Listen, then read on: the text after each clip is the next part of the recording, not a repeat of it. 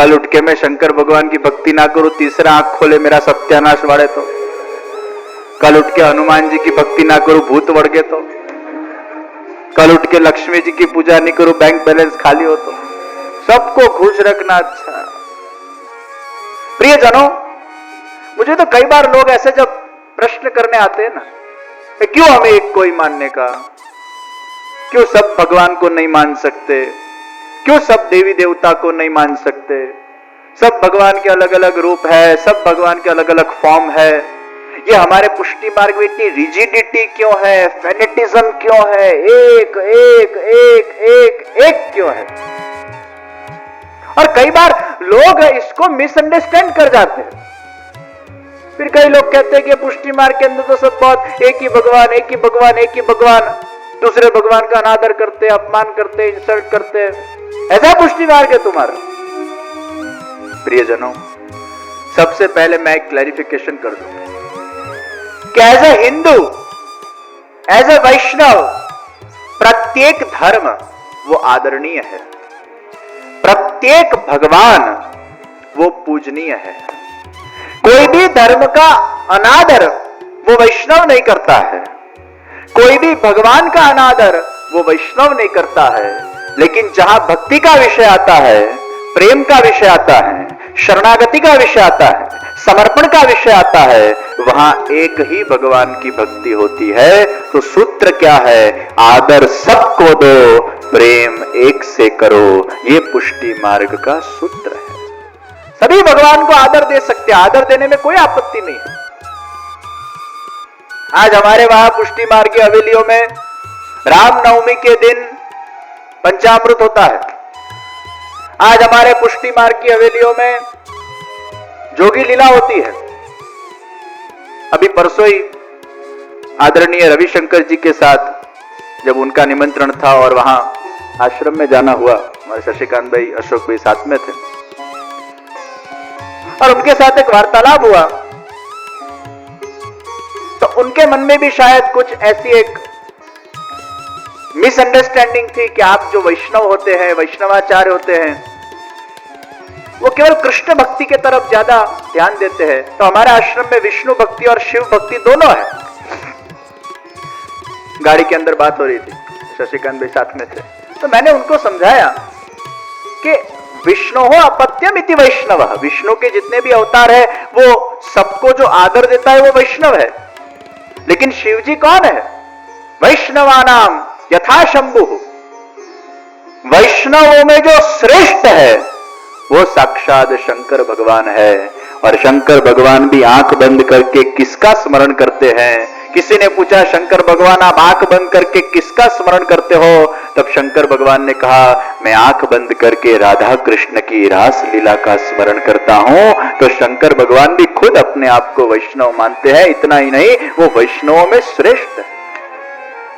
शंकर भगवान से एलर्जी नहीं करनी चाहिए।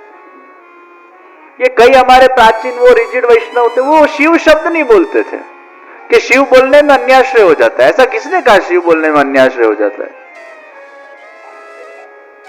अन्याश्रय की पहले डेफिनेशन तो सीखो, किसको अन्याश्रय बोला जाता है, किसको नहीं बोला जाता है। मेरे कितने प्रवचन महारुद्र संस्थान में हुए। शिव जी यहां बाजू में बैठे, मैं प्रवचन कर रहा हूं। अमेरिका के सनातन मंदिर के अंदर मेरे कितने प्रवचन हुए। और फिर वो प्रवचन के बाद वहां के पुजारी, या हरीश भाई हमारे साथ में थे अमेरिका में, वो पुजारी बोले आप आरती करो। मैं सब देवी देवता की आरती करता था। तो मैंने वो देवी देवता की आरती की, तो मैंने कोई अन्याश्रय नहीं किया है। हमारे वडोदरा के अंदर कितने गरबा के उद्घाटन वो हमारे द्वारा जब होते हैं, तो माता जी की मूर्ति पधराए, मैं खुद माता जी की आरती उतारता हूं। तो मैं अगर माता जी की आरती उतारता हूं, मैंने अन्याश्रय नहीं किया है।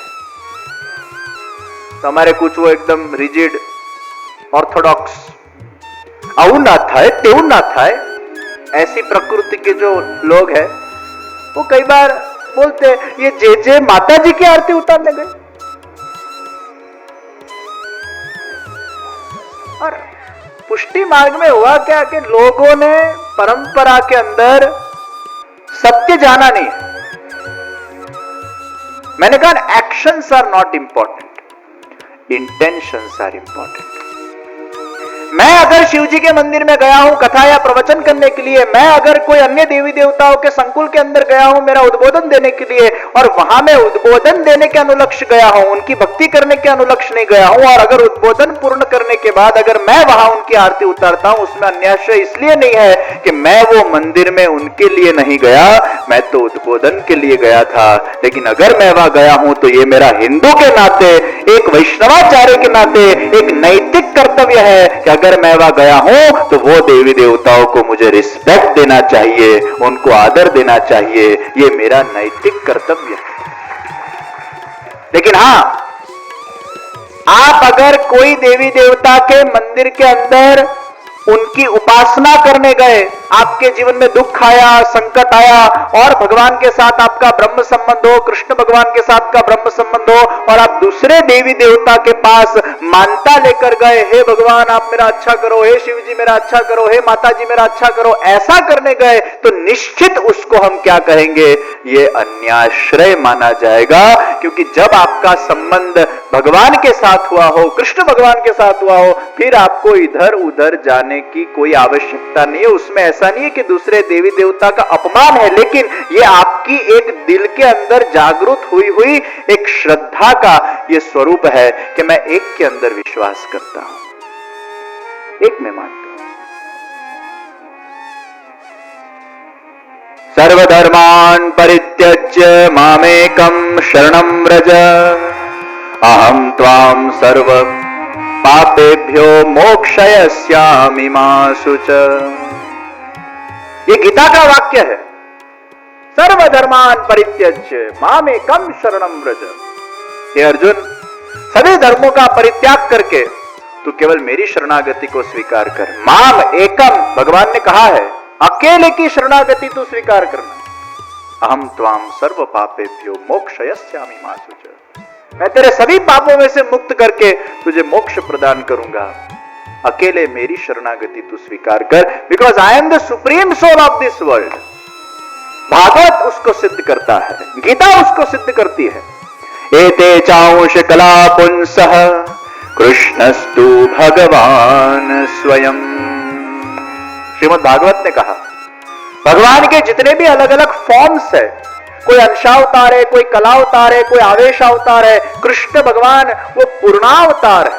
भगवान श्री कृष्ण पूर्ण पुरुषोत्तम है। तो प्रियजनों, डायरेक्ट राष्ट्रपति जी के साथ हमारा संबंध हो, फिर हमें कोई मेयर या सांसद के पास जाने की आवश्यकता है। डायरेक्ट जब राष्ट्रपति से हमारा रिलेशन हो, फिर हमें इधर उधर अन्याय करने की क्या जरूरत है। ये एक व्यवस्था, और व्यवस्था का सम्मान करना, उसको फेनेटिज्म नहीं बोलते हैं। What is the definition of phonetic? आप केवल अपना ही धर्म सच्चा है ऐसा डिंडिंगोश करते हुए दूसरे सब धर्म का अपमान करते हो, दूसरे सब देवी देवता का अपमान करते हो, उसको फेनेटिज्म बोलते हैं। लेकिन सबका आदर करते हुए, सबका सम्मान करते हुए एक के अंदर बिलीव करना, एक की भक्ति करना, उसको फेनेटिज्म नहीं बोलते हैं भाई। वो फेनेटिज्म नहीं है। आप सबका सम्मान करते हो, आदर करते हो। प्रियजनों, आदर सबको दो, प्रेम एक व्यवस्था है। 10वीं कक्षा के बाद आज ही सुबह मैंने ब्रह्म संबंधियों को उद्बोधन दिया था। उसमें मैंने कहा था कि धर्म वो स्कूल है, हिंदुइज्म, क्रिश्चियन, जैन, ये स्कूल है। तो पुष्टि मार्ग, स्वामीनारायण, इस्कॉन, शंकर संप्रदाय, ये कॉलेज है। पर आपको एक स्कूल तो सिलेक्ट करना पड़ेगा, एक कॉलेज तो सिलेक्ट करना पड़ेगा।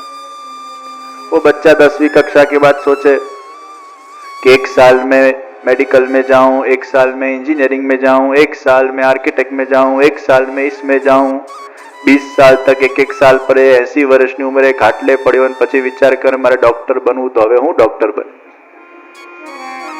वो 10 जगह 10% देना, उसकी जगह 1 जगह 100% दो ना। 10 खिल्ली को ठोककर 1-1 हथौड़ी उसमें मारो, उसके करता 1 खिल्ली ठोककर 10 हथौड़ी मार के उसको अंदर डालो ना। 10 जगह 10% क्यों देना, 1 जगह 100% दो, तो आपको डिग्री प्राप्त होगी। तो भौतिक जगत के अंदर भी आपको एक का आश्रय करना पड़ता है, तब जाकर आपको कुछ न कुछ उपलब्धि मिलती है। उसी भांति आध्यात्मिक जगत के अंदर भी आपको एक के ऊपर श्रद्धा रखनी पड़ती है, तब जाकर उसकी उपलब्धि होती है। इसमें कोई फेनेटिज्म वो तरीके का नहीं, भावना का विषय है। अब कोई शादी एक से करे तो उसको फेनेटिज्म बोलेंगे? ले 10 लोग अगर उसको पसंद है और उसमें से एक को वो चुनता है तो उसको फेनेटिज्म बोलेंगे? नहीं, 10 के प्रति आदर भाव रखो। शादी एक से होती है, फिर सबसे शादी वो 16,108 कृष्ण भगवान के तरह थोड़ा सबका स्वीकार होता है। तो एक को मानना वो एक व्यवस्था है। और मैं तो आपको एक चोखी बात करूं कि दुनिया के अंदर मुझे एक भी भक्त ऐसा बताओ जो सब भगवान की भक्ति कर कर महान बना हो। एक भी ऐसा भक्त बताओ। हनुमान जी क्या सिखाते हैं? भक्ति करो तो एक की करो। हनुमान जी ने छाती फाड़ी तो सीताराम के दर्शन हुए, क्यों कृष्ण राधा के दर्शन नहीं हुए? और हनुमान जी का नाम आकर किसका नाम सबसे पहले आपके मस्तिष्क के अंदर आता है? तो राम जी का नाम आता है, क्योंकि हनुमान जी कट्टर अनन्य राम जी के भक्त थे। तो हनुमान जी सिखाते भक्ति करो तो एक की करो, अनन्यता से करो। तुलसीदास जी क्या सिखाते हैं? तुलसी मस्तक तब झुके जब धनुष बाण लियो हाथ। तुलसी मस्तक तब झुके जब धनुष बाण लियो हाथ। भगवान कृष्ण तुलसीदास जी के सामने बांसुरी लेके प्रकट हो गए।